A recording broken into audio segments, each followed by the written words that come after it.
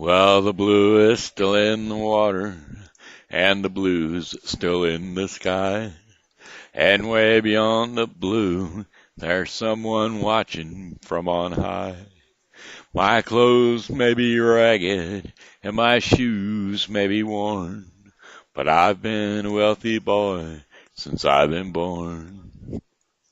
'Cause I call him when I'm troubled, and I call him when I'm weak, and he always pulls me through my troubles some way, and I believe he'll be there, he'll be there, like he always is, to answer when I call. My mother used to tell me I should take it slow. The pace is not what matters, it's the direction that you go. Keep your feet upon the path and your eyes upon the goal. You'll have all the joy a heart could ever know. I call him when I'm troubled, and I call him when I'm weak, and he's always pulls me through my troubles some way, and I believe he'll be there, like he always is, to answer when I call, like he always is, to answer when I call. Hello and welcome to the Bible with Briscoe. I will be your narrator, Shenandoah Briscoe, and we are going to get through the Bible in 1 year.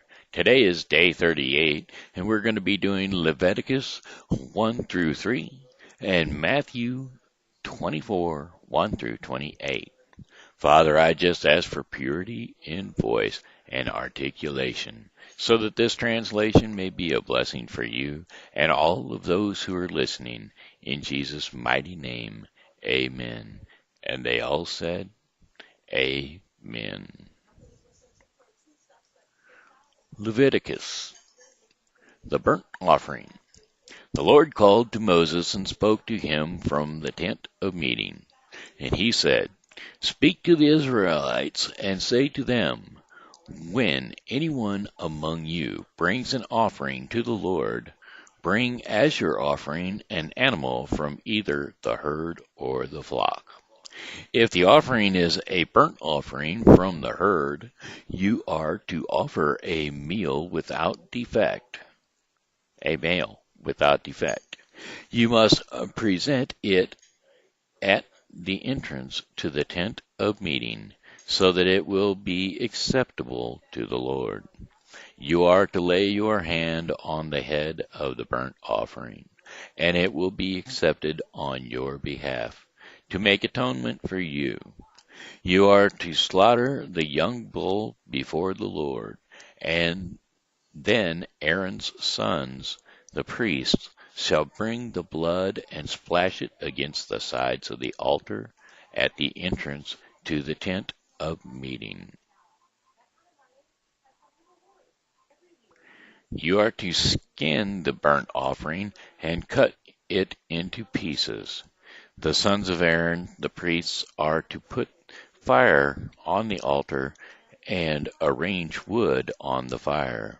Then Aaron's sons, the priests, shall arrange the pieces, including the head and the fat, on the wood that is burning on the altar. You are to wash the entrail organs and the legs with water, and the priest is to burn all of it on the altar. It is a burnt offering, a food offering, an aroma pleasing to the Lord. If the offering is a burnt offering from the flock, from either the sheep or the goats, you are to offer a male without defect. You are to slaughter it at the north side of the altar before the Lord. And Aaron's sons, the priests, shall splash its blood against the sides of the altar. You are to cut it into pieces, and the priests shall arrange them, including the head and the fat, on the wood that is burning on the altar. You are to wash the entrail organs and the legs with water, and the priest is to bring all of them and burn them on the altar. It is a burnt offering, a food offering, and an aroma pleasing to the Lord. If the offering to the Lord is a burnt offering of birds, you are to offer a dove or a young pigeon. The priest shall bring it to the altar, wring off the head, and burn it on the altar. Its blood shall be drained out on the side of the altar. He is to remove the crop and the feathers and throw them down east of the altar where the ashes are. He shall tear it open by the wings, not dividing it completely, and then the priest shall burn it on the wood that is burning on the altar. It is a burnt offering, a food offering, an aroma pleasing to the Lord. The grain offering. Leviticus 2. When anyone brings a grain offering to the Lord, their offering is to be of the finest flour. They are to pour olive oil on it, put incense on it, and take it to Aaron's sons, the priests. The priests shall take a handful of the flour and oil together with all the incense and burn this as a memorial portion on the altar, a food offering, an aroma pleasing to the Lord. The rest of the grain offering belongs to Aaron and his sons, as is a most holy part of the food offering presented to the Lord. If you bring a grain offering baked in an oven, it is to consist of the finest flour, either thick loaves made without yeast and with olive oil mixed in, or thin loaves made without yeast and brushed with olive oil. If your grain offering is prepared on a griddle, it is to be made of the finest flour mixed with oil and without yeast. Crumble it and pour oil on it. It is a grain offering. If your grain offering is cooked in a pan, it is to be made of the finest flour and some olive oil. Bring the grain offering made of these things to the Lord. Present it to the priests, who shall take it to the altar. He shall take out the memorial portion from the grain offering and burn it and burn it on the altar as a food offering, an aroma pleasing to the Lord. The rest of the grain offering belongs to Aaron and his sons as a most holy part of the food offering presented to the Lord.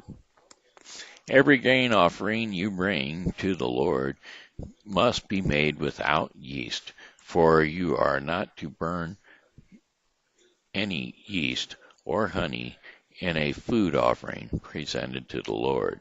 You may bring them to the Lord as an offering of the first fruits, but they are not to be offered on the altar as pleasing aroma.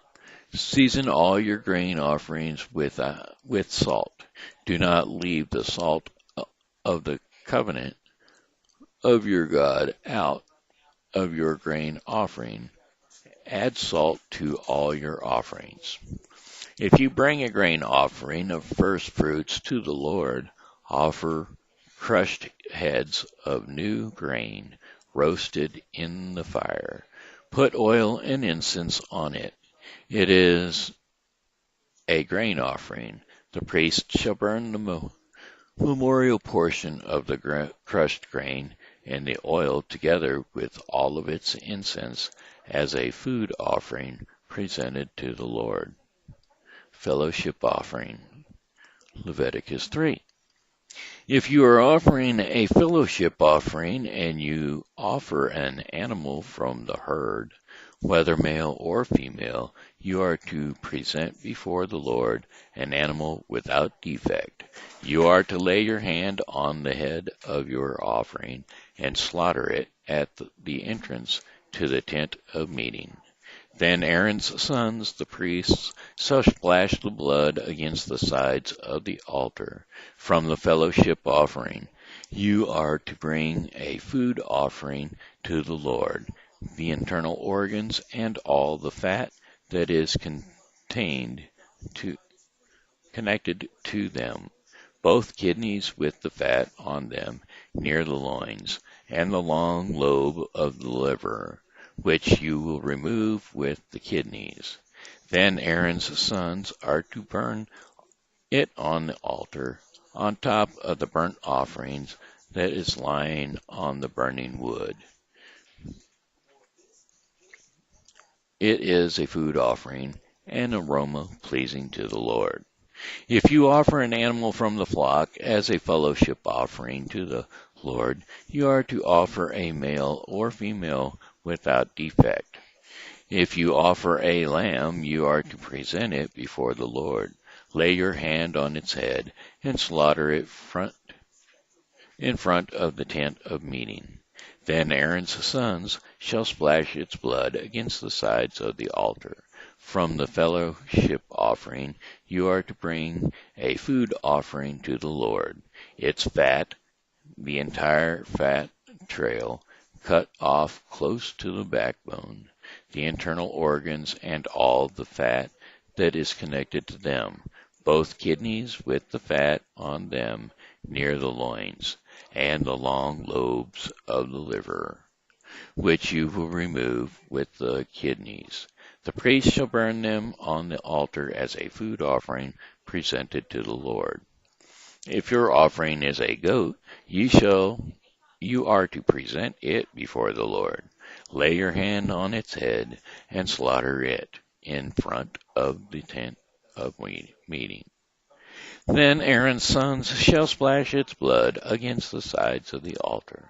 From what you offer, you are to present this food offering to the Lord, the internal organs and all the fat that is connected to them, both the kidneys with the fat on them near the loins and the long lobe of the liver, which you will remove with the kidneys. The priest shall burn them on the altar as a food offering and a pleasing aroma. All the fat is the Lord's.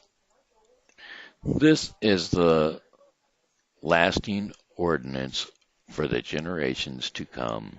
Wherever you live, you must not eat any fat or any blood.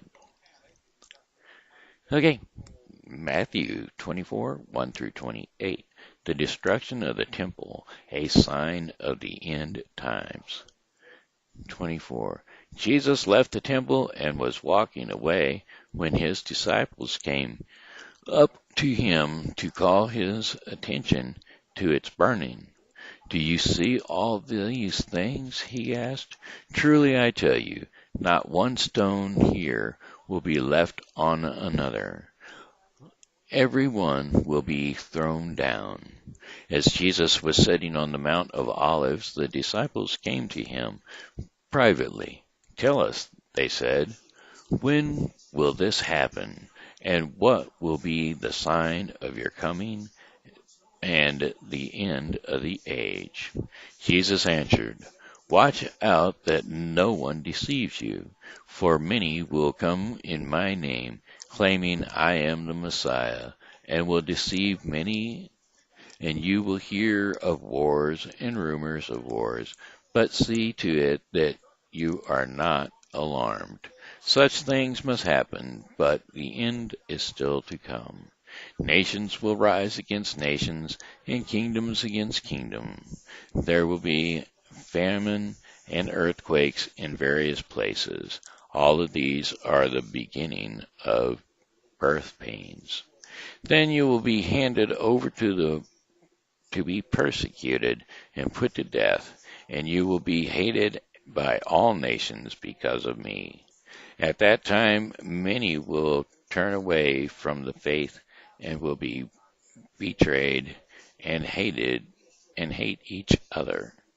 And many false prophets will appear and deceive many people because of the increase of wickedness, and the love of most will grow cold.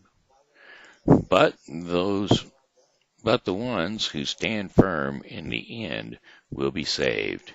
And this gospel of the kingdom will be preached in the whole world as a testimony to all nations, and then the end will come. So when you see standing in the holy place the abomination that causes disillusion, spoken of though spoken of through the prophet Daniel, let the reader understand. Then let those who are in Judea flee to the mountains. Let no one on the housetop go down to take anything out of the house. Let no one in the field go back to get their cloak. How dreadful it will be in those days for pregnant women and nursing mothers. Pray for that your fight Pray that your flight will not take place in winter or on the Sabbath, for then there will be a great distress, unequal, unequaled from the beginning of the world until now, and never be equaled again. If those days had not been cut short, no one would survive, but for the sake of the elect, those days will be shortened. At that time, if anyone says to you, "Look, here is the Messiah," or "There he is," do not believe it, for false messiahs and false prophets will appear and perform great signs and wonders to deceive you. If possible, even the elect. See, I have told you ahead of time. So, if anyone tells you, "There he is out in the wilderness," do not go out, or he is, or "Here he is in the inner rooms." Do not believe it. For as lightning that comes from the east is visible even in the west, so will be the coming of the Son of Man. Wherever there is a carcass, there the vultures will gather. And that concludes the Bible with Briscoe for today. And tomorrow we will be covering Leviticus 4 through 5 and Matthew 24:29 through 51. Father, I just pray that this was a blessing to you. And I also pray that it was a blessing to everyone who listened, and also that you all come back tomorrow, and we will continue the Bible in a year. And in the meanwhile, have a blessed day in Jesus' mighty name. Amen. And they all said, Amen.